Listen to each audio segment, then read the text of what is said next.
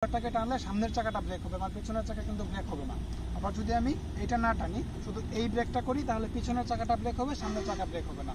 CBS এর কাজটা হচ্ছে কি, এই দুইটা ব্রেককে একসাথে অ্যাড করে দিবে। আপনি যে কোনো একটা যদি ক্লিক করেন, দুইটা চাকা সমান স্পিডে ব্রেক হবে। আপনি পায়েরটা ধরলেন, দুটো চাকায় ব্রেক হবে, হাতেরটা ধরলেন, দুটো চাকায় ব্রেক হবে। কিন্তু এই বাইকগুলোতে যেগুলোতে সিবিএস নেই, সেগুলোতে আলাদা আলাদাভাবে ব্রেক করতে হয়। তো কী করতে হবে, রানিং অবস্থায় আপনি ব্রেক করার জন্য এই সামনেরটা যতটুকু ধরবেন, সামনের চাকা ব্রেক হবে, পায়েরটা যতটুকু ধরবেন, পিছনের চাকাটা ব্রেক হয়ে যাবে। ব্রেকের ব্যাপারটা আশা করি বুঝতে পেরেছেন। এবার বাম পাশে কিছু অপশন আছে, আমি সেটা আপনাকে দেখাচ্ছি।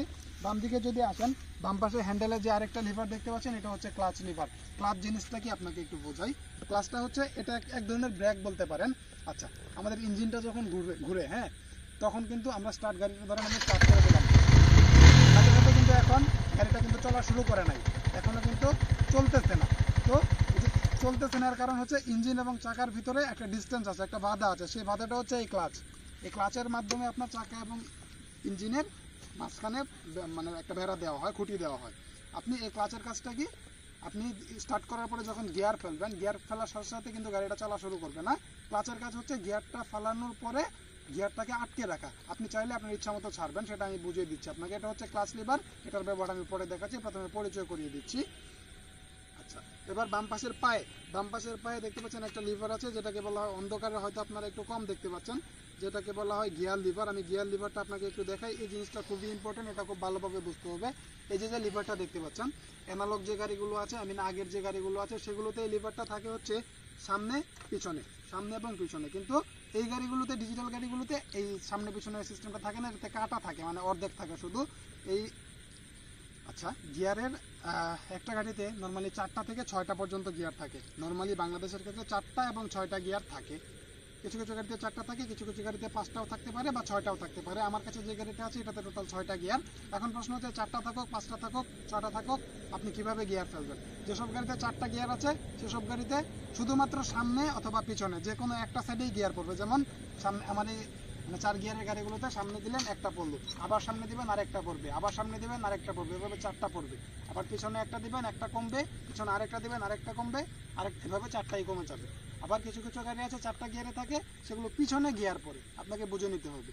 পিছনে 4টা দিবেন, 4টা গিয়ার পড়বে, সামনে 4টা দিবেন, 4টা গিয়ার নিউট্রাল হয়ে যাবে। আচ্ছা, যেসব গিয়ারে 5টা বা 6টা গিয়ার আছে, সেসব গাড়ির গিয়ার ফাংশনগুলো একটু ডিফারেন্ট। কীরকম? যেমন আমার এই গাড়িটা আছে, প্রথমে আমাকে যদি আমি 1 নম্বর গিয়ার করতে চাই, তাহলে নিচের দিকে একটা ক্লিক করতে হবে। নিচের দিকে একটা ক্লিক করে দিলে 1 নম্বর গিয়ার পরে যাবে। এরপরে যদি আমি নিচে হাজারও চাপি, আর কোনো গিয়ার পড়বে না। এরপরে কাজ হচ্ছে উপরের দিকে জুড়ে দিতে হবে, তাহলে 2টা গিয়ার পড়বে। সেম এগেন আবার উপরে জুড়ে দিতে হবে, 3টা গিয়ার পড়বে। এইভাবে এইভাবে উষ্টায় তুলতে হবে। এইভাবে 6 নম্বর গিয়ার পর্যন্ত আমরা করতে পারবো।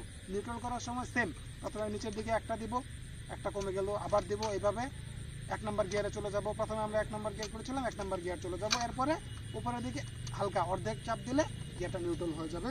গিয়ারের কাজ কি আমি আগেই বলেছি, গাড়িটাকে সামনের দিকে এগিয়ে নেওয়ার জন্য ইঞ্জিন এবং চাকার সাথে একটা সামঞ্জস্য সৃষ্টি করা হচ্ছে এই গিয়ার প্রোগ্রামটা। জি, আমরা গিয়ার বুঝেছি। এবার হাতের কিছু যন্ত্রাংশ আছে, যেগুলোর কাজটা আমি একটু বুঝে নিচ্ছি। এদিকে 10 মিনিট হয়ে গেছে, জিরাইতাম না এটা।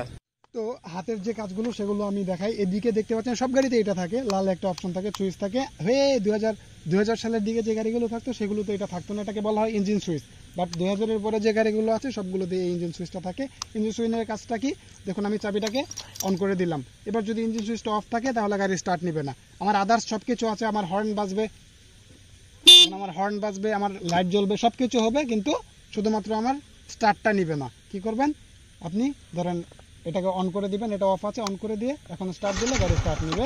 আবার আরেকটা ব্যাপার বলি, ধরেন আপনি স্টার্ট করলেন, আপনার চাবি অফ করার দরকার নাই, আপনি কারোর সাথে কথা বলবেন, সেক্ষেত্রে চাবিটা এভাবেই থাকবে, এই সুইচটা অফ করে দিবেন, আপনার স্টার্ট বন্ধ হয়ে যাবে।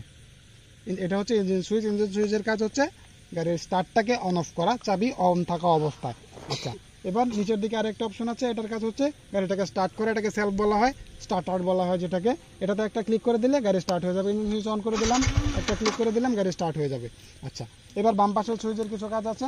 এই জিনিসটা দেখতে পাচ্ছেন, এটা কি, এটা হচ্ছে হেডলাইট। সামনের দিকে যখন একটা ক্লিক করবো, আপনি যদি খেয়াল করেন, দেখবেন সামনে হেডলাইট জ্বলে উঠবে।